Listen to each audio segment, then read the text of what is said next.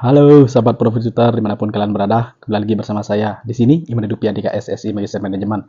Bagaimana kabar kalian hari ini? Semoga dalam keadaan sehat walafiat. Oke, dalam video kali ini saya mau menjelaskan tentang saham Astra Internasional atau ASI, tetapi dari perspektif rasio keuangan dasar. Kenapa dasar? Ya tentu saja kalau kita melupakan dasar ya sama aja kalau kita membangun tapi pondasinya nggak kuat gitu loh. Jadi penting. Dan juga kenapa kita membahasnya Astra, karena Astra ini kan merupakan perusahaan besar, perusahaan otomotif. Kalau kita lihat core bisnisnya Astra, di luar bahwa fakta pada saat ini dia sudah mulai menjelma sebagai perusahaan konglomerasi, tapi kita lihat secara core bisnisnya, Astra ini di bawah Toyota, dia kan sekarang istilahnya jualan otomotif gitu ya, atau produknya atau bisnisnya berada di industri otomotif. Dia menjual mobil dan juga motor. Nah, selain itu juga ada suku cadang dan lain sebagainya. Dan apakah kekuatan bisnisnya tadi itu seciami ya laporan keuangan dasarnya? Kalau kita lihat dari rasio keuangan, ya dari EPS, dari dividend yield, dan juga dari debt to equity ratio. Nah, jadi sebelum saya lanjutkan, silakan teman-teman pencet tombol like dan juga subscribe nanti apabila teman-teman mendapatkan manfaat dan juga insight baru dari video yang saya buat, dan silahkan komen dan share video ini sebanyak-banyaknya kepada teman, kerabat, dan juga saudara yang membutuhkan video edukasi tentang investasi dan juga trading di saham. Oke, stay tune terus. Nah, tadi sesuai dengan prolog di awal, kita akan membahas Astra dari segi rasio keuangan dasar. Nah, kita mulai dulu dari EPS ya, atau laba per saham. Nah, laba per saham dari Astra ini, karena dia belum mengeluarkan data ya atau laporan di kuartal keempat, jadi kan kita menggunakan EPS atau laba per saham sampai di kuartal ketiga. Nah, tetapi kita bisa melakukan proyeksi nanti untuk kuartal keempat. Jadi kita menggunakan EPS yang disetahunkan. Nah, EPS yang disetahunkan ini kan merupakan laba yang di rata-ratakan ya. Dari kuartal 1 sampai kuartal ketiga dijumlahkan, kemudian dibagi 3 ya, kemudian dikali 4 supaya dapat rata-rata EPS disetahunkan. Kenapa? Karena dengan EPS yang disetahunkan itu kita bisa melakukan komparasi dari tahun-tahun sebelumnya. Nah, EPS atau laba per saham yang disetahunkan dari Astra itu berada di angka Rp768 per lembar saham. Artinya apa? Yang pertama, jika teman-teman hold saham dari Astra itu selama 1 tahun, 5.825, kemudian jika EPS-nya tadi 768 itu dibagikan seluruhnya sebagai dividen, berarti teman-teman akan dapat 13%-an setahun. Ya, 13% setahun itu artinya bagus jika dibandingkan dengan deposito. Ya, deposito kan hanya 5-6% lah ya saat ini ya mengikuti suku bunga. Nah, itu pun jika harga sahamnya tidak bergerak selama setahun. Tetap 5.800, teman-teman beli di 5.825 saat ini, kemudian sampai tahun depan tidak bergerak naik ataupun tidak bergerak turun. Dan juga apabila EPS-nya tadi juga tidak bergerak naik dan tidak bergerak turun, ya stagnan di 768. Dan juga jika dibagikan seluruhnya 100%-nya sebagai dividen, maka teman-teman akan dapat 13%. Nah, 768 itu kalau misalkan dari tahun-tahun sebelumnya gimana? Kalau dari tahun sebelumnya itu kalau saya ambil data dari tahun 2019 ya. 2019 itu laba per sahamnya kan 536 ya. Kemudian 2020 berada di angka Rp399, 2021 Rp499. Artinya di tahun 2022 ini itu melejit ya, hampir 50% lebih dibandingkan tahun 2021. Tentunya ini merupakan kinerja yang ciamik kalau dari EPS. Nah, kemudian kalau dari rata-ratakan ya setiap per tahunnya, itu berarti laba per saham dari Astra per tahun itu berada di angka 525-an, 530-an lah ya. Nah, berarti dengan angka 768, laba per saham dari Astra ini juga meningkat 30-40% dibandingkan dengan rata-rata per tahun. Nah, ini tentunya kalau kita lihat secara EPS, ini tentunya sangat bagus ya dari operasional Astra sendiri sehingga bisa mencetak laba yang banyak. Nah, kenapa bisa mencetak laba yang banyak? Itu kan tentu kita bisa bedah dari operasionalnya. Ya tentunya tadi karena EPS-nya sudah bagus, kita boleh dong melihat lebih jauh lagi ya. Lebih jauh lagi sebenarnya apa yang menyebabkan EPS-nya ini meningkat. Ya tentu saja karena Astra ini kan di bawah Toyota ya. Dia melakukan transaksi jual beli atau transaksi mobil ya, mobil otomotif dengan merek-merek yang berkualitas. Ada Toyota, kemudian ada Lexus, kemudian ada Daihatsu, dan lain sebagainya. Nah, kalau dari merekan sendiri ya, dari merek Lexus dan juga Toyota kan sebagian besar saat ini itu adalah untuk segmen kalangan menengah ke atas ya.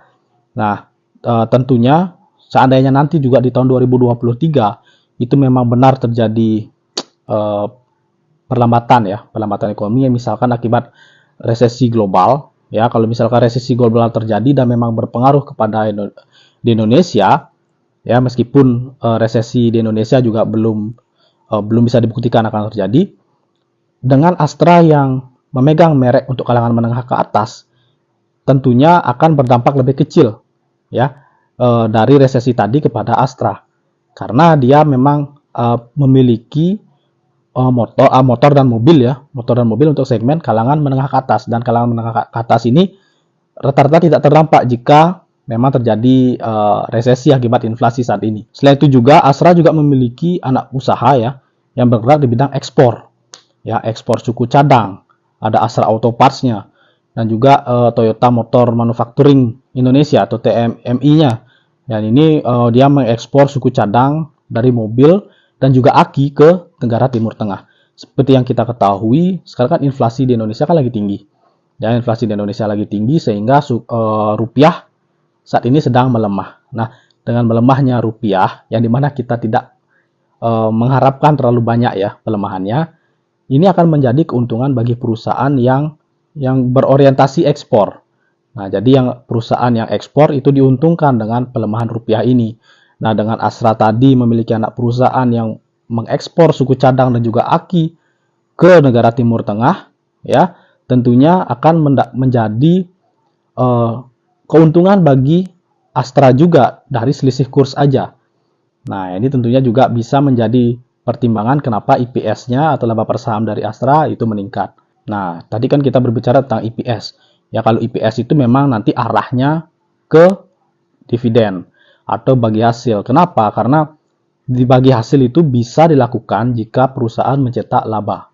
Ya, jika perusahaan mencetak profit. Kalau perusahaan tidak mencetak profit, ya tidak ada laba yang dibagikan. Ya, nah, apakah dividennya itu sebesar EPS yang dihasilkan?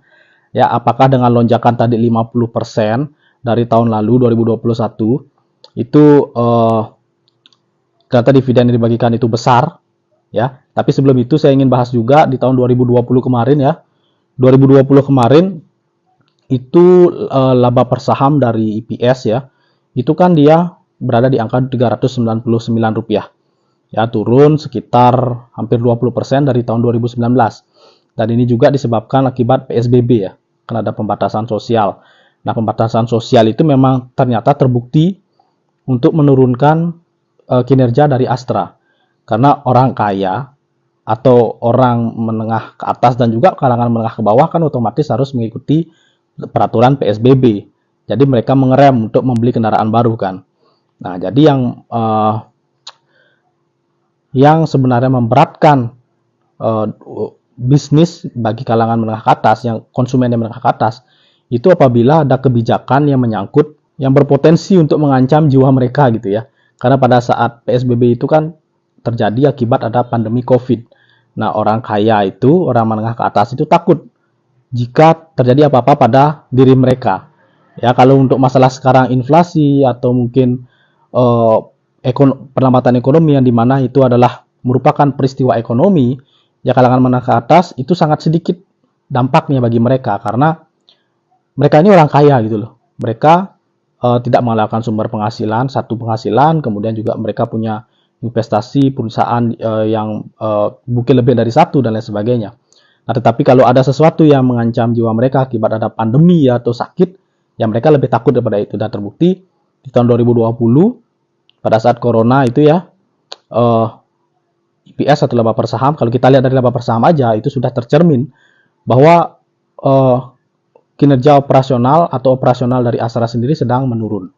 Ya, meskipun tidak rugi, tetapi menurun. Menurunnya drastis dari tahun 2019, di mana 2019 itu 536 ya IPS-nya, dan menjadi Rp399 per lembar saham. Nah, kemudian kita lanjutkan ke dividennya. Apakah dividen atau laba bagi hasil ya, itu memang sebagus laba yang cetak? Nah, ternyata dari dividen yield sendiri atau tingkat pembagian hasil, nah itu ternyata berada di angka 4,1%. Nah, 4,1% setahun itu memang masih di bawah deposito, teman-teman ya. Jadi kalau misalkan kita lihat dari dividen ternyata kurang bagus. Kenapa? Karena mending kita naruh uang di deposito gitu ya. Kita menaruh uang kita di instrumen deposito yang dimana itu memberikan hasil pasti ya 5-6% dibandingkan kita menaruh ya uang kita di saham yang hanya memberikan 4% di bawah deposito, di mana saham ini masih belum pasti gitu loh. Ya, ada instrumen yang beresiko. Dan juga mungkin dari sisi manajemen sendiri, manajemen Astra mungkin ya, kalau kita berpikir sebagai manajemen atau investornya Astra sendiri gitu ya. Kalau kita berpikir sebagai investor Astra, lebih baik saya menaruh uang saya gitu ya, investasi di instrumen lain yang memberikan mungkin deposito tadi memberikan hasil pasti 5-6% dibandingkan saya taruh uang saya di saham yang dimana itu belum tentu menghasilkan lebih besar daripada saya dibandingkan deposito, dan memang hanya menghasilkan 4,1% gitu loh di luar dari ketidakpastian dari sebuah bisnis gitu ya. Nah, itu kan kalau kita melihat dari dividen yield aja, dari tingkat bagi hasil, dan ini memang masih sangat dasar ya, masih sangat dasar dan diperlukan kajian yang lebih dalam ya, bagaimana atau mengapa dividen yang dibagikan hanya 4,1% padahal labanya tinggi. Nah, tadi itu kan kita bahas di video sebelumnya. Yang kita bahas sekarang adalah dasarnya. Nah, kemudian dari debt to equity ratio sendiri. Debt to equity ratio sendiri dari Astra itu berada di angka 92%. Ya, artinya masih di bawah 1 ya DR-nya. Artinya setiap satu modal Astra itu harus menanggung 0,92 kali hutang. Ya, misalkan ini ada perusahaan gitu ya, perusahaan modalnya 100 juta. Ya, saya punya modal 100 juta, tapi hutang saya cuma 92 juta. Ya, jadi kalau misalkan total aset kan 192 juta jadinya. Tetapi hutang saya cuma 92 juta dan modal saya sendiri adalah 100 juta. Jadi kan masih dikategorikan aman ya perusahaan ini. Nah, dari return on equity juga ya dari Astra itu berada di angka 16,44%. Ya, artinya jika Astra itu disuntikkan modal 10 juta gitu ya. 10 juta, tahun berikutnya dengan rasio 16,44% itu modalnya sudah bertambah 1,6 juta menjadi 11,6 juta ya tahun berikutnya. Nah, kenapa return on equity-nya juga hanya 16% padahal laba yang dihasilkan besar?